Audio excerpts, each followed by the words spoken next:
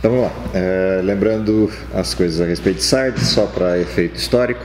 Então, peculiaridades a respeito da cidade. Primeira questão, Sardes é uma cidade que ficava no alto de uma montanha, no alto de uma referência de montanha, como uma cidade praticamente inexpugnável por conta da dificuldade de você invadir uma cidade nessa natureza em meio à guerra.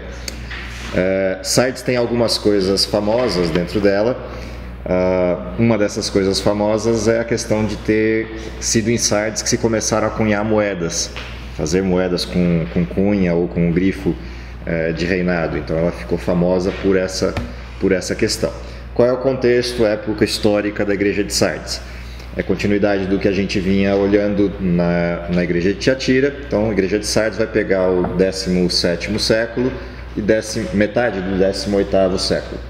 Portanto, é o fim do período medieval, a época áurea da reforma.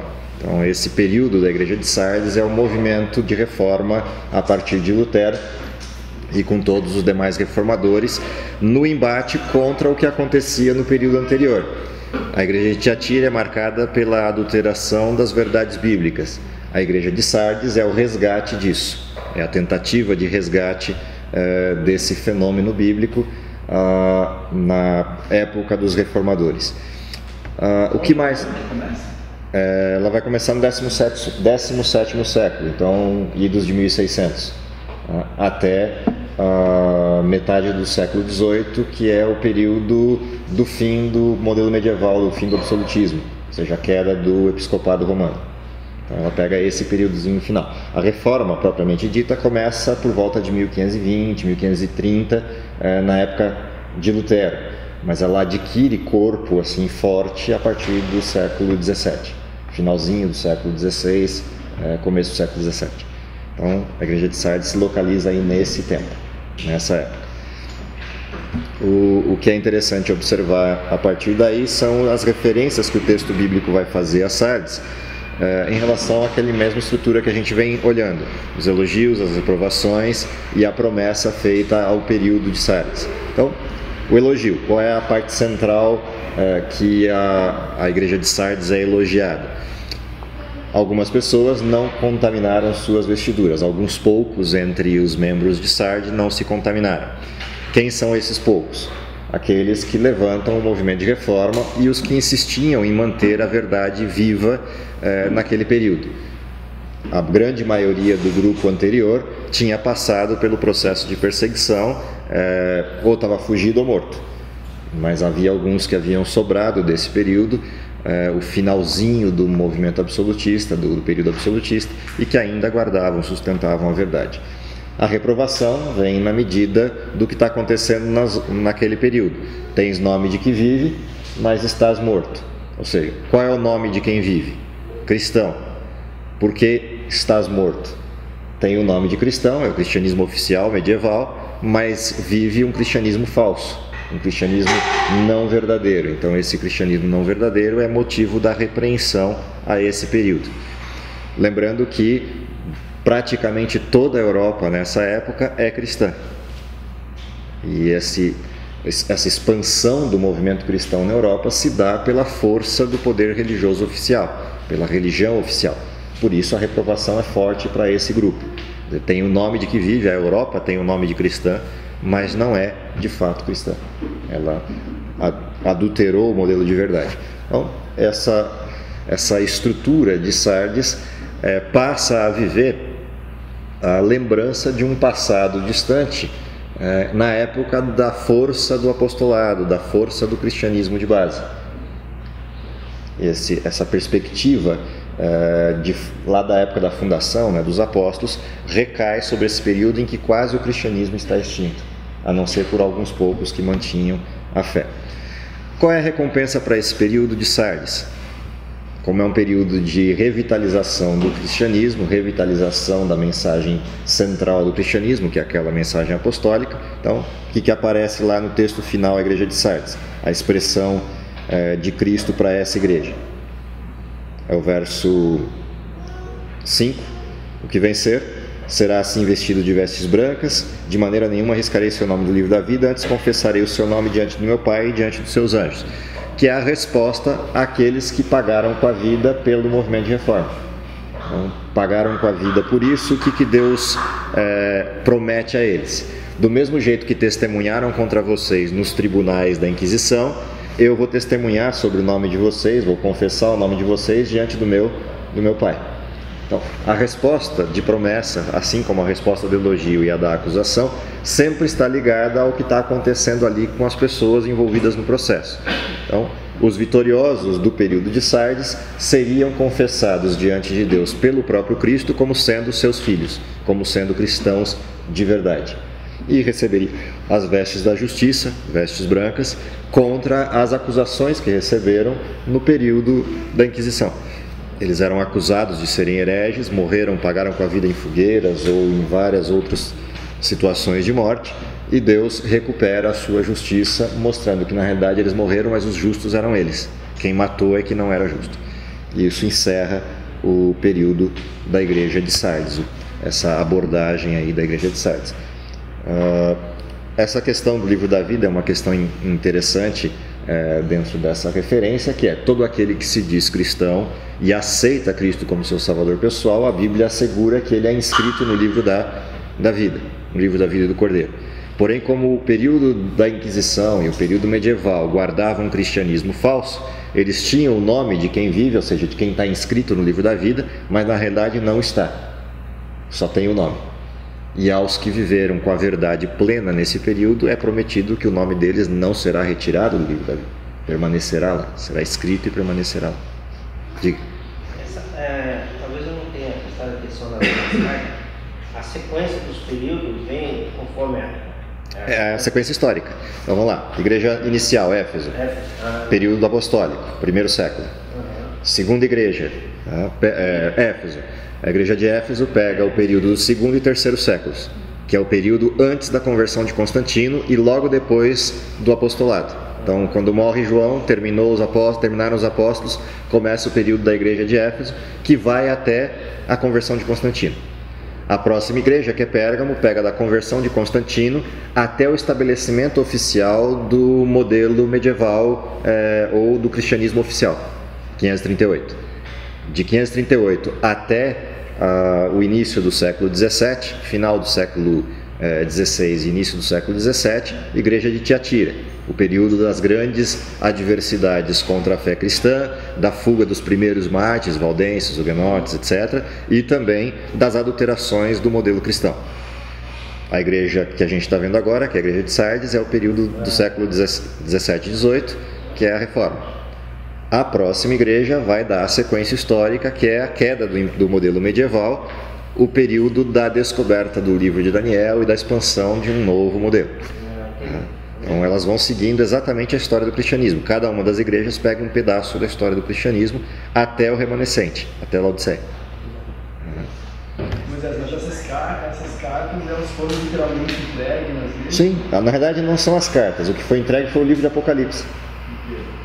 Esse foi o livro entregue, não as cartas isoladamente. O livro inteiro foi mandado para essas igrejas, e não só para elas, mas para todas as igrejas cristãs da época. A referência a essas 7 cartas é o conteúdo do livro. Okay? O que foi mandado para as 7 igrejas que estão na Ásia, que abre o primeiro capítulo do livro de Apocalipse? O próprio livro. A mensagem do livro de Apocalipse foi mandada para as 7 igrejas. As cartas às 7 igrejas, que são capítulo 2 e 3, já é conteúdo do livro. Ou seja, é metáfora, é simbolismo. Já não é. Isso? Oi? Sim, eles sabiam que eram símbolos. Eles só não conseguiam compreender a aplicação do símbolo, porque não era para o período deles, era profecia. Então, as cartas foram abertas, apresentavam a história do cristianismo, mas não era conhecido por eles dessa forma, porque eles não viveram essa história. Hoje a gente olha para trás, é fácil de enxergar, mas quem estava lá atrás olhando para frente não tinha a menor ideia do que estava acontecendo. A única coisa importante para eles na carta eram os símbolos do Velho Testamento resgatados na carta. Portanto, eles conseguiam entender as promessas. Essas eram claras para eles. Mas no final das contas eram poucas coisas. Então. Sim. Agora, de qualquer maneira, mesmo sendo uma simbologia profética, muito do conteúdo dessas cartas tinha a ver com as cidades específicas de cada um desses lugares, dessas regiões da Ásia Menor. E o que está no conteúdo das cartas também se reproduzia no cotidiano da Ásia Menor. Porque os símbolos usados aqui são símbolos conhecidos. Então, quando você pega essa abordagem que está aqui, ela também é aplicável localmente, mas não na totalidade. É aplicável como uma simbologia e como uma metáfora do cuidado que eles têm que ter com a falsidade, com a questão... Porque quando você fala, por exemplo, a manifestação de Jezabel, que é o que estava lá na carta de Pérgamo, e você vai para a cidade específica onde essa carta foi escrita, as divindades e os fenômenos que aconteciam na cidade também tinham a ver com essa abordagem, mas não de forma completa. Então era uma advertência interessante e uma promessa local, mas mais do que isso era um texto profético para toda a história cristã. E isso eles não conseguiram ver, não tinha como ver. Só a gente consegue observar isso. E João, que foi quem viu a história inteira. Bom, continuidade, era do reavivamento, final do período medieval, igreja de Filadélfia, Apocalipse 3, 7 a 13. Vamos lá. Quem quiser, à vontade. Ao anjo da comunidade messiânica de Filadélfia, escreva: eis a mensagem do Espírito, o verdadeiro, que possui a chave de Davi, o qual, se abrir algo, ninguém será capaz de fechar, e se fechar alguma coisa, ninguém poderá abrir. Conheça as suas ações. Veja, coloquei diante de você uma porta aberta, que ninguém poderá fechá-la. Sei que você tem pouca força, mas obedeceu a minha mensagem e não me desolou. Veja o que farei com aqueles que são da sinagoga do adversário e que se dizem judeus e não são, mas mentirosos. Farei que se prostrem a seus pés e eles reconheçam que eu o amei. Pelo fato de você ter obedecido a minha mensagem sobre a perseverança, eu também o guardarei do tempo da provação, que está por vir sobre todo mundo, para pôr à prova os que habitam na terra. Venha em breve, retenha o que você tem, para que ninguém tire a sua coroa. Farei daquele que vencer uma coluna no templo do meu Deus, e ele nunca o deixará. O nome do meu Deus e o nome da cidade do meu Deus, a Nova Jerusalém, que desce do céu da parte de Deus, e meu novo nome. Aquele que tem ouvidos, ouça o que o Espírito diz às comunidades messiânicas. Ok, então vamos agora ao formato da carta. O período a gente sabe, é a sequência do período medieval, portanto o fim do período medieval é marcado pela igreja de Filadélfia, queda do episcopado romano, liberdade do estudo da Bíblia. Por que o texto começa pontuando essa referência de uma porta que foi aberta e ninguém fecha? Eu vou começar por aqui antes de passar a questão histórica. É curioso isso aqui porque a referência desse período é o cumprimento de uma profecia lá atrás na Bíblia, que é a profecia de Daniel, capítulo 7. E o cumprimento de Daniel, capítulo 12, na sua parte de datas proféticas. Então vamos voltar lá em Daniel, capítulo 12. O 7 a gente não vai ver agora, a gente vê quando for estudar o texto de Daniel. Mas vamos voltar para o capítulo 12 de Daniel e ver o que estava escrito lá em relação a esse período.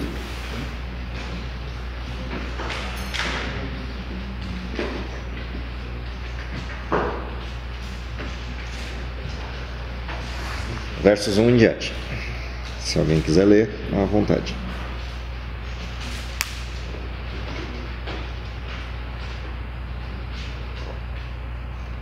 Nesse tempo se levantará Miguel, o grande príncipe, defensor dos filhos do teu povo, e haverá tempo de angústia, o qual nunca houve, desde que houve nação até aquele tempo. Mas naquele tempo será salvo o teu povo, todo aquele que for achado escrito no livro. Então dá uma paradinha aí. Lembram da promessa do período anterior? A promessa do período anterior é quem sobrevivesse ao final do período medieval, que era a época da Reforma e Inquisição, teria o nome escrito no livro da vida. O livro de Daniel faz a mesma promessa. E a mesma promessa que o livro de Daniel faz, ele referencia isso que estava ali atrás e o que vai estar no próximo período, que é quando termina a Inquisição e começa o tempo do fim. Quando é que é o tempo do fim? O tempo do fim ele é marcado pelo fim da profecia do capítulo 7, os 1260 anos de Daniel, e o início disso que seria o final da história humana, quando as pessoas descobririam as verdades bíblicas outra vez e revitalizariam a esperança na vinda de Cristo. Exatamente o que está acontecendo na igreja de Filadélfia. Qual é a referência da igreja de Filadélfia? A referência principal. Eles têm uma porta aberta que ninguém fecha e têm uma expectativa, uma esperança. Qual é a esperança? A que está lá na promessa do Cristo no final do bloco de Filadélfia, que é: eis que eu venho sem demora. Portanto, o que se revitaliza no período de Filadélfia é a mesma coisa que Daniel já tinha pontuado lá atrás, no fim do seu livro. Continuando o que está no fim do livro de Daniel, ele na introdução do livro, no primeiro verso do livro, ele pontua que haverá um tempo de angústia que se aproximará desse povo que viver o tempo do fim. E é uma angústia diferente daquelas que já ocorreram. A mesma coisa acontece na igreja de Filadélfia. No início da carta tem uma referência que a igreja de Filadélfia vai passar por uma dificuldade, por um processo de dificuldade, porém vai sair vitorioso desse processo. E aí a promessa é: sustenta, eu sei que vocês estão fracos, sobraram só alguns poucos de vocês, mas segura as pontas aí que eu já estou chegando. Então, a mesma coisa que Daniel aborda no capítulo 12 é o que a igreja de Filadélfia tem como contexto da carta. Vamos continuar lendo o livro de Daniel, vai aparecer mais algumas coisas dessa estrutura da igreja de Filadélfia. Oi? Esse tempo de angústia não está falando do tempo de angústia do fim. É isso mesmo. É que a igreja de Filadélfia é a igreja que começa no período depois de 1798, ou seja, metade do século XVIII para frente e a entrada do tempo do fim. Quem tivesse nesse período dessa igreja passaria pelo quê? Pelo tempo do fim. Quando é que seria o tempo de angústia? Na proximidade da vinda de Cristo. Quando é que ele poderia ocorrer? Em qualquer época depois de 1798 e depois de 1844. Portanto, o que a gente vive hoje como realidade e expectativa disso é tempo emprestado, porque Jesus podia ter voltado no dia seguinte de 22 de outubro de 1844. Não precisava estar voltando agora. Já podia ter voltado há muito tempo atrás. Na promessa, essa era a expectativa. Mas dependia do quê? Da fidelidade desses que estivessem vivendo esse período e sustentassem a verdade com todo o poder e afinco necessário para isso. Aí Cristo voltaria. Então, a promessa ela segue alinhada com a perspectiva de Daniel. Mas tem um viés aqui. Qual é o viés? Deus é misericordioso, não querendo que ninguém se perca. E por isso alguns acham que a promessa é tardia, retarda-se. E aí esse tempo de angústia quem vai passar é Oi? O tempo de angústia quem vai passar é Laodiceia. Sim, sempre seria Laodiceia, não Filadélfia. Mas os de Filadélfia estariam vivos no período de Laodiceia, porque são 35 anos de distância. Entendeu? Se você pegar o início, nós estamos em 1798, virou o período. A descoberta do livro de Daniel vai se dar mais para frente um pouco. Então, 1800, 1805, 1810. 1844 começa o julgamento de Deus. A partir dali, não tem mais prazo para a vinda de Cristo. Qualquer dia é dia. Portanto, qual era a bem-aventurança? É o fim do livro do capítulo 12 de Daniel. A bem-aventurança é que quem chegasse lá veria Cristo voltando. Portanto, a promessa era para pessoas que estivessem vivas nesse período também. Mas dependia delas, não de Cristo. A promessa estava feita. Então, essa é a parte interessante dessa discussão no texto de Filadélfia. Mas Deus é misericordioso, mas até que ponto? Porque até o limite da história do pecado.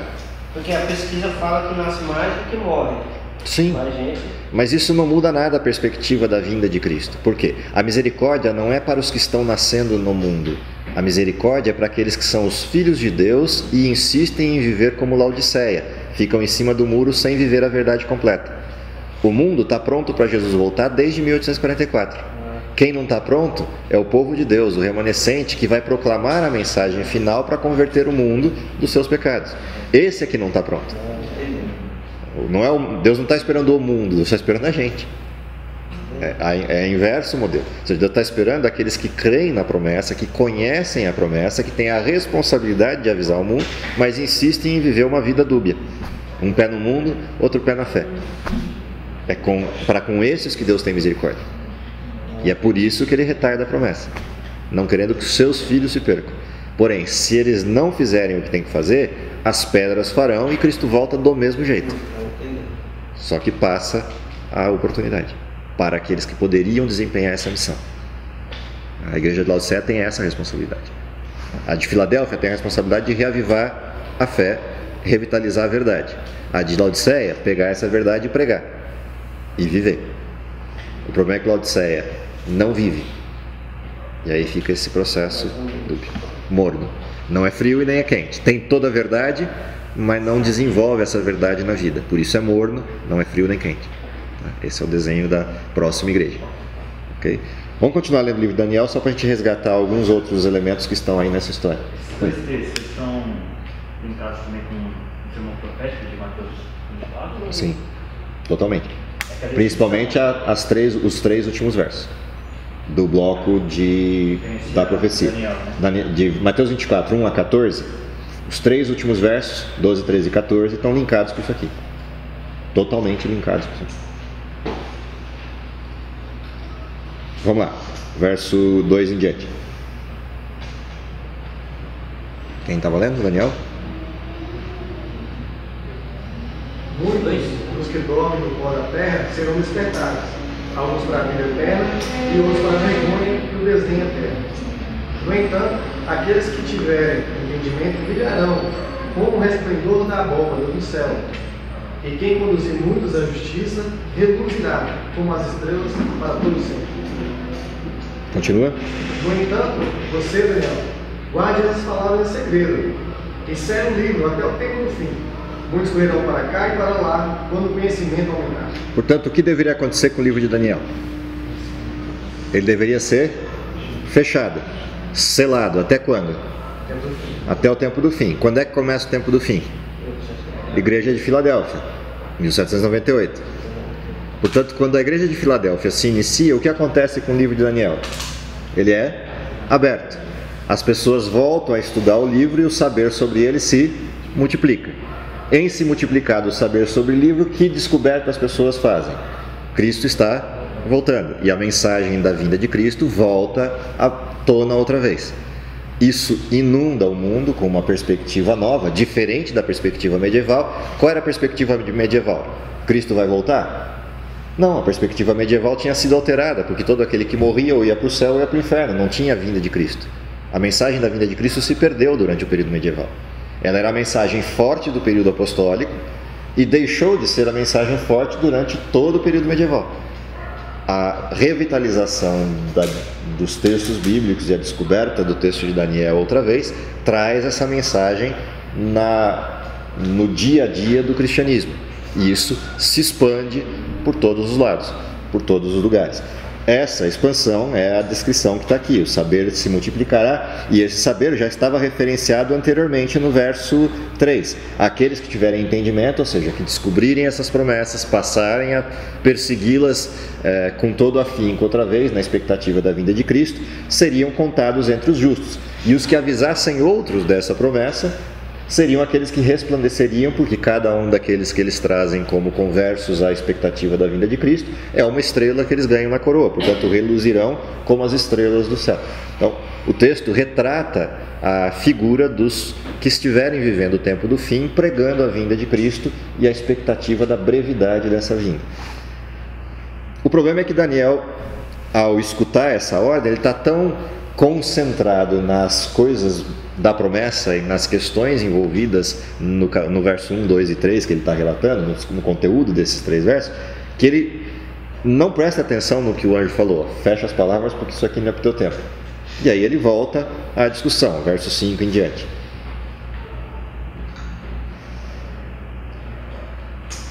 Então eu, Daniel, olhei e vi diante de mim 2 outros, um deste lado do rio e o outro do outro lado. Um deles perguntou ao homem vestido de linho que estava acima da água do rio: quanto tempo durarão essas maravilhas? O homem vestido de linho que estava acima da água do rio levantou a mão direita e a mão esquerda para o céu e jurou por aquele que vive para sempre que elas durariam um tempo, tempos e meio tempo. A mesma profecia dos 1260 anos que está lá. Então, o que um perguntou para o outro? O que um anjo perguntou por aquele que estava em cima do rio? até quando essas coisas vão durar para que isso aconteça, ou seja, quando é que começa o tempo do fim e se encerra a história. Ele falou um tempo, tempos e metade de um tempo, 1 ano, 2 anos, metade de 1 ano ou 1260 dias. Profecia de Daniel 7. A gente vai ver isso depois com calma, não hoje. Mas de qualquer forma, ele pontua o período em que isso ocorreria. Pontuado esse período, então agora eu já sei quando é. Se eu já sei quando é, vem a expectativa. Eu quero chegar lá o mais rapidamente possível. E aí, verso 8. Pode terminar o 7?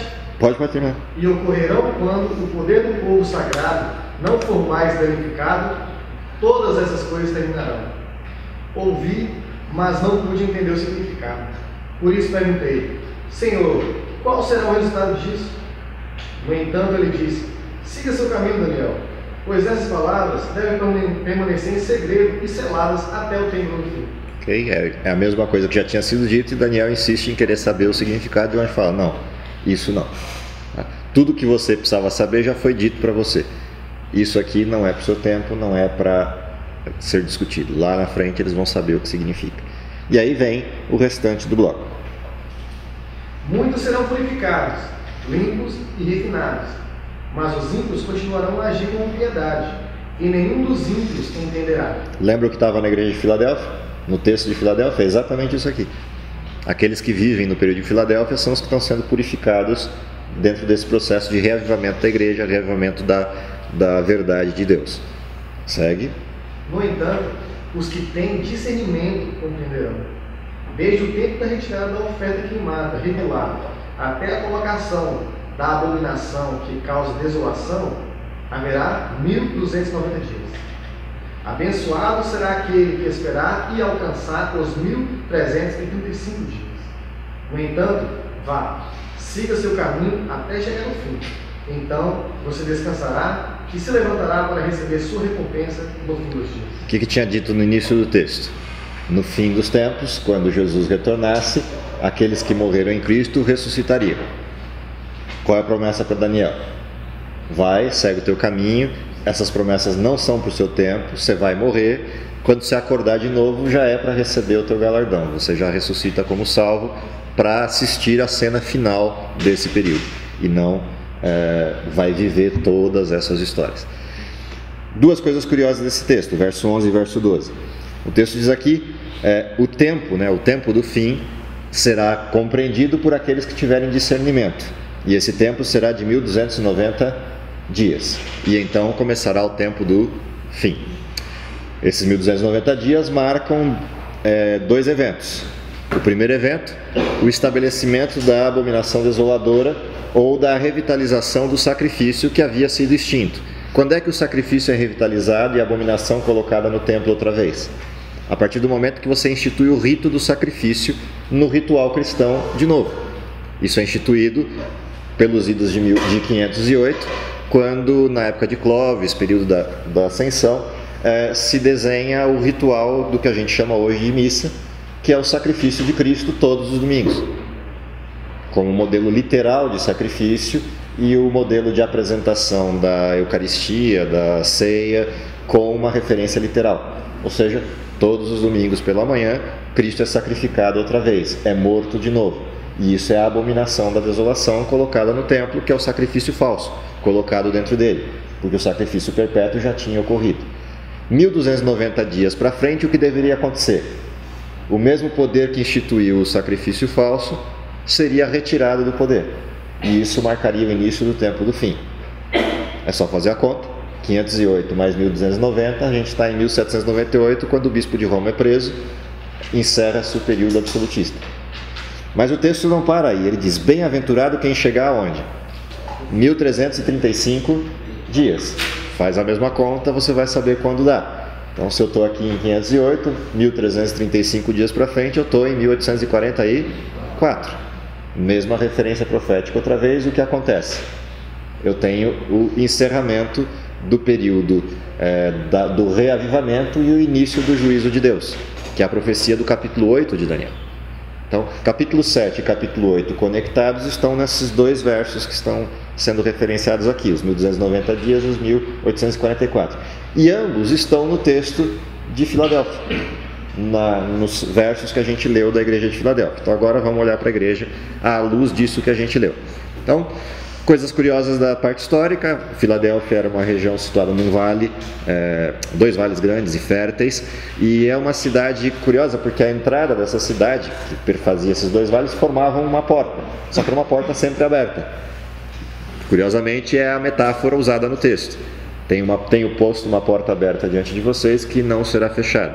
Essa porta aberta é o texto bíblico sendo lido outra vez, o resgate das profecias e mensagens verdadeiras da Bíblia, livres outra vez, porque o período medieval acabou, o período absolutista terminou.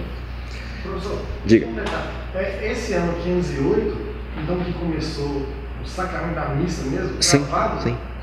Com a extensão de Clovis, esse ritual se estabelece com um modelo oficial e a partir daí isso vira o rito oficial da igreja.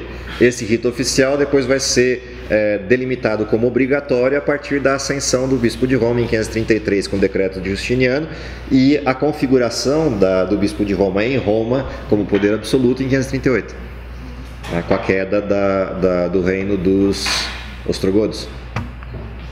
Quando cai o reino dos ostrogodos em 538, a cidade de Roma vira a sede do bispado cristão. E aí o decreto de Justiniano se estabelece como configurado oficial. E aí você tem um reino novo na Europa. E esse reino novo na Europa é administrado pelo bispo de Roma.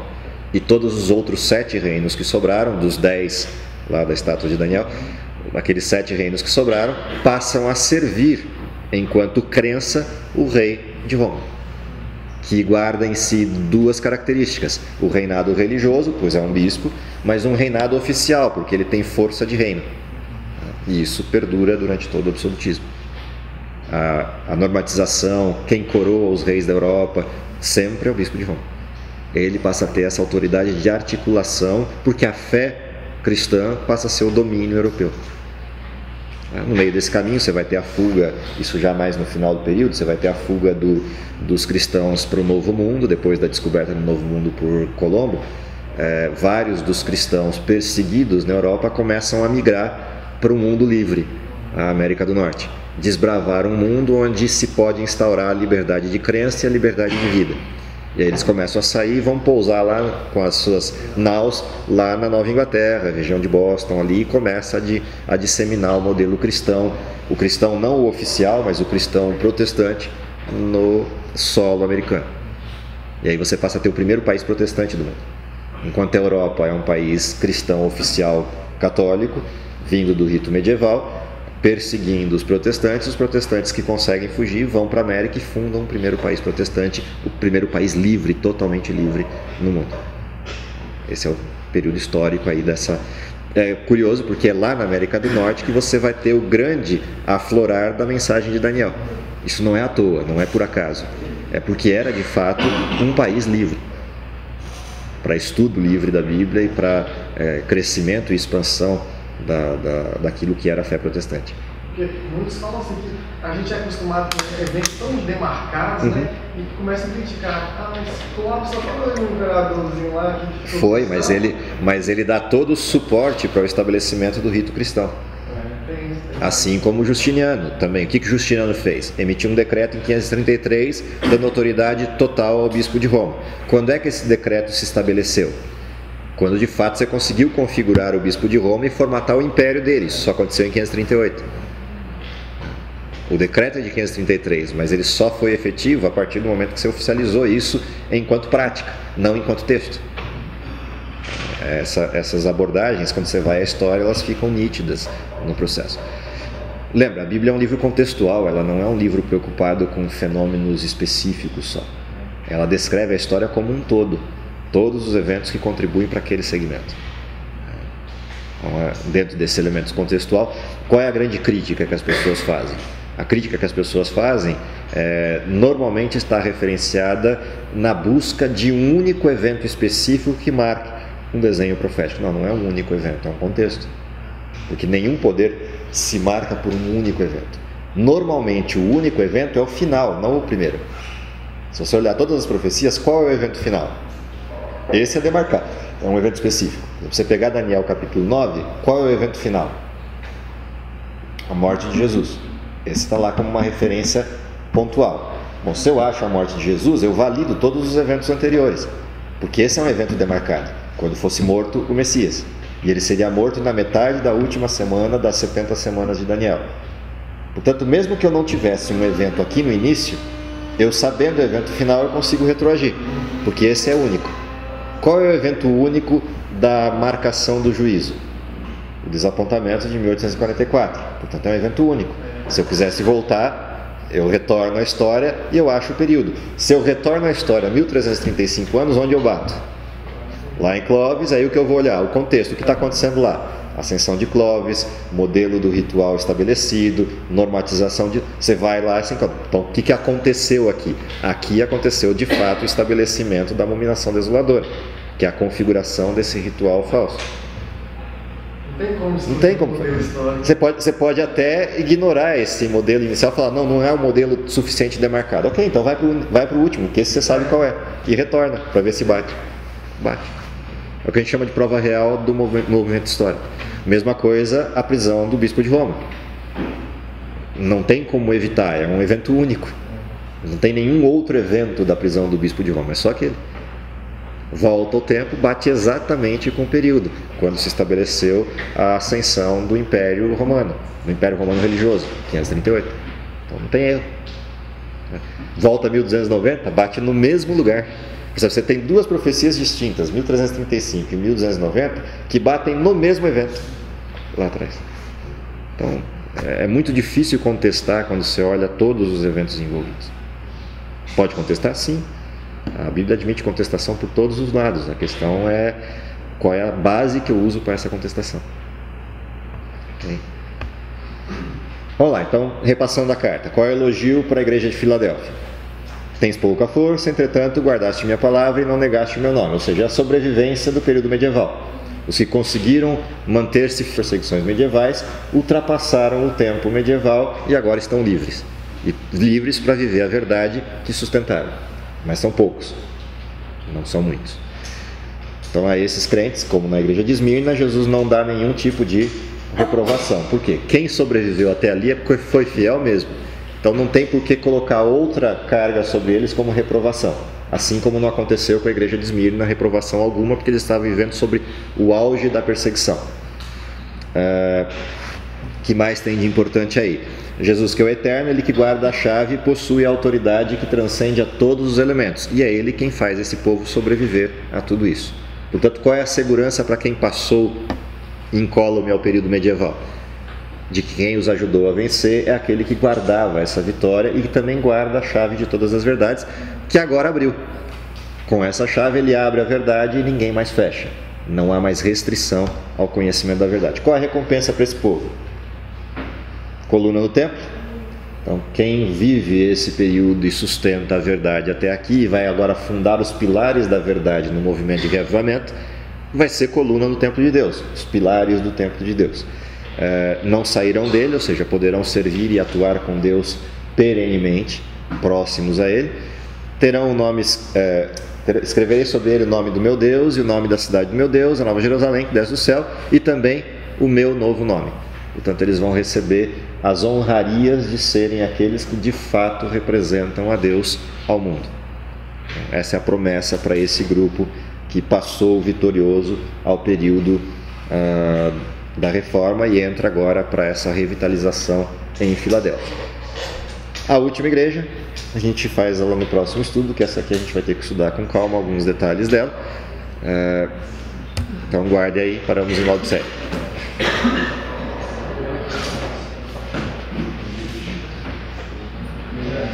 Oi? Essas pessoas que passaram por todas as eras de perseguição, que vão trabalhar no tempo de Deus. Oi? As pessoas que passaram no tempo de perseguição. Não, as que viveram esse período. Só esse período aí. Esse período e os próximos. Então, certamente. Todos os que são, na realidade, o remanescente vai viver essa realidade de servir no templo de Deus. Ou seja, todos que viveram na mensagem do terceiro anjo vivem essa realidade. A promessa está guardada para eles. Então, lembra que tem uma ressurreição especial antes da vinda de Cristo? Todos aqueles que morreram na mensagem do terceiro ano ressuscitam para ver aquilo que eles pregaram. Então, esse grupo aí vai viver essa realidade. e os vivos que estiverem, né, naquele período também.